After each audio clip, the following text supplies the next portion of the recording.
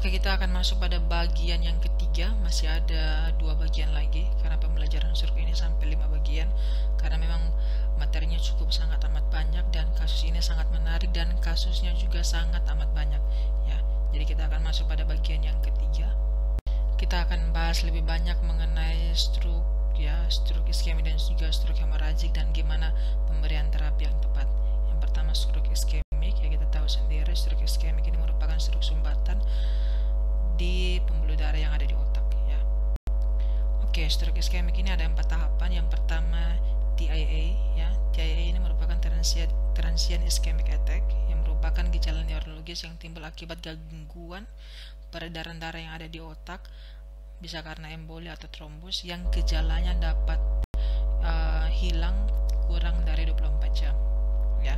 Jadi TIA ini merupakan bagian dari stroke iskemik yang gejalanya dapat kurang dari 24 jam. Yang kedua adalah RIND ya, Reversible Ischemic Neurological Deficit, yaitu gejala neurologis yang timbul dan dapat menghilang dalam waktu 24 jam sampai dengan 21 hari ya. Yang berikutnya adalah stroke in evolution, yaitu stroke progresif yang gejala neurologisnya timbul makin hari makin berat ya, itu stroke in evolution. Yang berikutnya adalah complete stroke, yaitu jenis dari stroke iskemik yang gejala neurologisnya menetap dan tidak berkembang lagi. Ya, saya ulangi lagi, untuk TIA ini merupakan gejala yang bisa hilang ya dalam waktu kurang dari 24 jam. RIND ini kurang dari 21 hari, 24 jam sampai 21 hari. Kalau stroke in evolution ini gejala neurologisnya makin hari makin berat, sedangkan complete stroke ini gejalanya menetap dan tidak berkembang lagi. Ini merupakan summarize dari perbedaan antara stroke emboli dan juga stroke trombotik, hampir-hampir mirip ya. Sudah kita bahas juga pada slide-slide sebelumnya. Nah, sekarang kita akan membahas mengenai manajemen pengobatan pada pasien stroke iskemik. Jadi obat-obat apa saja yang akan diberikan pada pasien-pasien dengan stroke iskemik, dan ini masuk dalam tindakan kolaborasi keperawatan ya. Obat-obatannya yang pertama ada obat antitrombolitik ya, tujuannya yaitu untuk menghancurkan trombus, dan juga ada obat antiplatelet dan juga antikoagulan ya, tujuannya untuk memperbaiki struktur dari sel darah. Nah, untuk obat stroke iskemik sendiri bisa diberikan setelah pasien sudah dilakukan CT scan. Mengapa demikian? Karena ketika kita memberikan antitrombolitik atau antikoagulan atau antiplatelet sebelum CT scan dan ternyata pasien mengalami stroke hemoragik, ya bisa memperluas perdarahannya pasien tersebut ya. Jadinya singkatnya obat stroke iskemik dan stroke hemoragik ini berkebalikan atau berlawanan ya. Yang pertama yang kita bahas terapi utama pada stroke iskemik yaitu obat antitrombolitik, yaitu obat RTPA. Nama obatnya adalah alteplase. RTPA ini apa? Yaitu obat kepanjangan dari thrombus recombinant tissue plasminogen activator. Nah, obat ini tujuannya untuk apa? Untuk menghancurkan thrombus dengan dosis maksimal ya. Tapi untuk pasien-pasien dengan pemberian antitrombolitik ini tidak semua pasien stroke bisa mendapat terapi RTPA ya. Jadi nanti kita akan bahas pada slide selanjutnya pada pasien-pasien apa saja stroke iskemik apa saja yang bisa diberikan terapi ini. Tapi ini merupakan terapi utama pada pasien dengan stroke iskemik.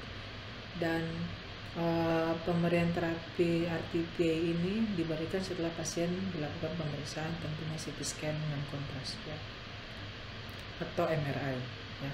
Obat ini hanya diberikan untuk pasien-pasien yang gejalanya atau onsetnya itu 3 sampai 4,5 jam dari timbulnya serangan. Jadi onsetnya 3 sampai 4,5 jam boleh diberikan pemberian RTPA ini. Dosisnya berapa? Dosisnya itu 0,6 sampai 0,9 mg per kilogram berat badan, dengan dosis maksimalnya yaitu 90 mg. Jadi bisa pakai dosis 0,6 ya, bisa pakai dosis 0,9 ya. Range-nya adalah 0,6 sampai 0,9. Nah, nama obatnya itu alteplase. Nah, ini ketika nanti kalian turun ke klinis ya, mungkin juga akan melihat atau tahu tentang obat ini. Jadi obat ini sediaannya dalam satu bungkusan itu ada vial dan juga pengencernya, dosisnya 50 mg dalam 50 ml. Jadi sudah disetting dua vial ya, yang satu serbuk, yang satunya dalam bentuk cairan, jadi pengencernya. Nah, misalkan pasien berat badan 50 kg, berarti dosis yang diberikan 50 dikali 0,6 ya, sama dengan 30 mg. Dosis yang diberikan adalah 30 mg atau 0,9 kali 50. 0,9 kali 50 berarti 45 mg. Jadi dosis yang diberikan untuk pasien yang berat badan 50 adalah 30 ya sampai 45 mg dengan dosis maksimalnya itu 90 mg. Nah, untuk obat ATP ini tidak sembarang pasien ya, seperti yang saya sudah bilang di awal, tidak sembarang pasien bisa mendapatkan terapi ini. Dan sepengalaman saya di klinisi, ketika pasien mendapat terapi ini, pasien bisa menjalankan aktivitas seperti bukan pada pasien stroke pada umumnya. Jadinya obat ini adalah obat yang terapi maksimal untuk menghancurkan trombus, sehingga pasien kemungkinan mengalami kecacatan fisik itu sangat amat minimal ketika mendapat terapi ini. Namun, yaitu terapi ini yang diberikan untuk pasien-pasien yang mengalami omset 3-4,5 jam sejak timbulnya gejala ya. Jadi untuk pasien-pasien demikian yang bisa diberikan. Oleh karena itu waktunya 3-4,5 jam, sehingga kita harus segera CT scan pasien ketika mengetahui pasien memiliki gejala atau saat kita asesmen ternyata omsetnya masuk dalam kriteria inklusi. Nah, kita harus segera, biasanya di rumah sakit ada namanya aktifkan kode S, yaitu kode S. Kode S nanti kita akan bahas juga di selanjutnya ya. Pemberian terapi berikutnya itu antiplatelet dan juga antikoagulan, ya tujuannya untuk memperbaiki struktur sel darah. Yang pertama adalah pemberian antiplatelet seperti aspirin, jenis obatnya misalkan Aspilat dan juga Miniapsi, dan juga bisa diberikan CPG atau clopidogrel. Aspirin ini diberikan dengan dosis 160 sampai 325 mg dan dapat dimulai dalam 24 sampai 48 jam setelah terjadinya stroke iskemik. Nah, untuk penggunaan aspirin sendiri harus berhati-hati pada pasien dengan gangguan gastrointestinal. Oleh karena itu, sebelum memberikan terapi ini, golongan aspirin, misalkan Aspilat dan juga Miniapsi, kita harus tanya dulu ke pasien, punya tidak riwayat gangguan gastrointestinal sebelumnya, misalkan punya riwayat GERD dan seterusnya. Ya, kalau misalkan pasien punya riwayat seperti tersebut, ya obatnya bisa kita kolaborasikan dengan dokter untuk diganti dengan CPG atau clopidogrel, seperti demikian. Nah, obat-obat aspirin, Aspilat atau Miniapsi ini dosisnya itu 1 tablet 80 mg. Jadi kalau misalkan dosisnya 160 sampai 325 mg, berarti dosis yang diberikan adalah 2 sampai 4 tablet ya. Oke, yang berikutnya adalah penggunaan antikoagulan ya. Obat antikoagulan seperti heparin atau warfarin, tetapi untuk fase akut pada stroke iskemik tidak dianjurkan karena beresiko terjadi perdarahan intrakranial ya. Atau jika pasien mengalami stroke yang berasal dari jantung, misalkan karena AF, ya mungkin bisa diberikan warfarin ataupun Xarelto untuk pasien-pasien yang memiliki gangguan irama jantung atau AF. Tapi untuk pada fase akut, obat-obat heparin dan warfarin ini tidak dianjurkan untuk diberikan ya, karena bisa menyebabkan perdarahan intrakranial. Berikutnya, kita tahu sendiri tidak semua pasien bisa mendapatkan RTPA ya. Jadi bisa digunakan obat lain ya, antiplatelet dan juga antikoagulan untuk pasien-pasien dengan stroke iskemik. Selain terapi demikian, bisa juga diberikan terapi simptomatis, yaitu seperti cairan intravena sesuai dengan klinis pasien. Nah, untuk terapi simptomatis ini adalah terapi-terapi untuk mengurangi tanda dan gejala yang dialami oleh pasien. Misalkan pasien mengeluh mual muntah, ya diberikan antiemetik.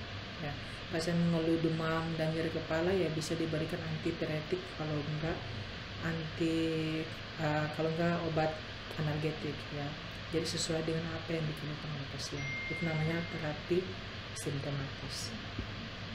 Oke, kita lanjut untuk pasien yang mendapat pemberian RTPA ya. Ada hal-hal yang harus diperhatikan dalam pemberian obat ini. Seperti yang sudah dijelaskan sebelumnya, kalau obat ini merupakan obat antitrombolitik yang kerjanya maksimal ya.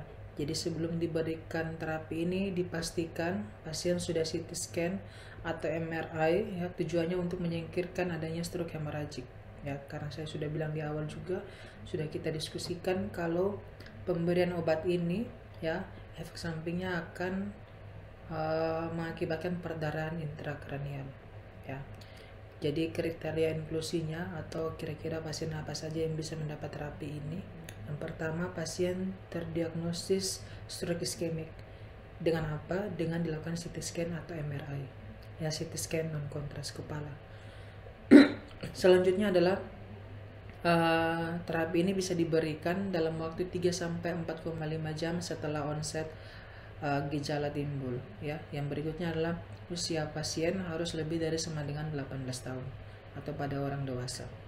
Yang berikutnya kriteria eksklusi atau pada pasien-pasien apa saja yang tidak boleh mendapatkan terapi RTPA. Yang pertama adalah ada perdarahan intrakranial. Jadi pasien-pasien yang ada perdarahan intrakranial atau stroke hemorragik tidak boleh mendapatkan terapi ini. Yang berikutnya adalah gejalanya mengarah pada perdarahan subarachnoid. Yang berikutnya adalah, dan ini kita bisa pastikan dengan CT scan. Yang berikutnya adalah ada perdarahan internal aktif, itu tidak boleh diberikan RTPA. Berikutnya adalah punya riwayat pembedahan intrakranial atau trauma kepala berat dalam waktu 3 bulan terakhir dan meningkat, karena ini bisa meningkatkan risiko perdarahan. Yang berikutnya harus diperiksa dulu jumlah trombositnya berapa. Jadi kalau pasien dengan jumlah trombositnya kurang dari 100.000 ya, tidak boleh mendapat terapi ini. Atau pasien yang mendapat heparin dalam waktu 24 jam dan mengakibatkan hasil PT-APTT dan PT-INR-nya memanjang atau meningkat, berarti pasien tidak boleh mendapat terapi ini. Berikutnya adalah pasien dengan hipertensi tidak terkontrol dengan sistolik lebih dari 185 dan diastolik lebih dari 110. Jika pasien mendapat tensi demikian ya, pemberian RTPA bisa ditunda dulu sambil memperbaiki tensinya pasien ya, dengan pemberian obat terapi antihipertensi seperti nicardipin dan seterusnya. Yang berikutnya konsentrasi gula darah kurang dari 50, tidak boleh mendapatkan terapi ini. Jadi harus dipastikan gula darahnya harus dalam batas normal ya. Yang berikutnya adalah pasien dengan CT scan kepala menunjukkan adanya infark dalam multilobus, artinya lebih dari satu infark di bagian pembuluh darah di kepala. Jadi kalau misalkan infarknya lebih dari satu, ya tidak bisa mendapatkan terapi ini ya. Jadi sebelum terapi ini benar-benar harus diperiksa pemeriksaan lab apa saja ya, trombosit, jumlah nilai PT-INR, APTT, yaitu faktor pembekuan darah harus dalam batas normal, jumlah kadar konsentrasi gula darah juga harus dalam batas normal, baru bisa diberikan terapi ini dengan memastikan ya hemodinamik atau TTV-nya pasien juga dalam batas normal, atau bisa kita lihat dari tekanan darahnya ya. Tekanan darahnya tidak boleh lebih dari 185 untuk sistolik dan diastoliknya tidak boleh lebih dari 110. Oke, untuk RTPA dosisnya itu adalah 0,6 sampai 0,9 mg per kilogram berat badan dengan dosis maksimalnya itu 90 mg. Nah, gimana cara pemberiannya? Cara pemberiannya yaitu 10% dari dosis yang kita berikan ya, dibolus dalam waktu 1 menit, lalu sisanya atau 90%-nya di drip selama 60 menit atau 1 jam. Contoh, jika berat badan 50 kg dan kita kolaborasi dengan dokter dan diinstruksikan untuk memberikan 0,9 mg per kilogram berat badan dengan berat badan 50 mg, berarti 0,9 dikali 50 hasilnya 45 mg. Nah, dosis yang kita berikan adalah 45 mg. Nah, gimana memberikan 45 mg dosis ini? Yaitu 10% dari 45 mg itu diberikan dalam waktu 1 menit ya. IV bolus berarti 4,5 mg diberikan bolus 1 menit, sedangkan 90% dari 45 mg itu atau 40,5 mg itu diberikan dalam waktu 1 jam ya. Jadi ingat, ketika kita sudah dapat dosisnya, misalkan dosisnya 45 mg, 10% dari 45 diberikan dalam waktu 1 menit secara IV bolus, sedangkan 90% dari sisa dosis tersebut diberikan dalam waktu 1 jam. Oke, selanjutnya silakan dikerjakan ya soal nomor 11 dan dilanjutkan dengan soal nomor 12 ya.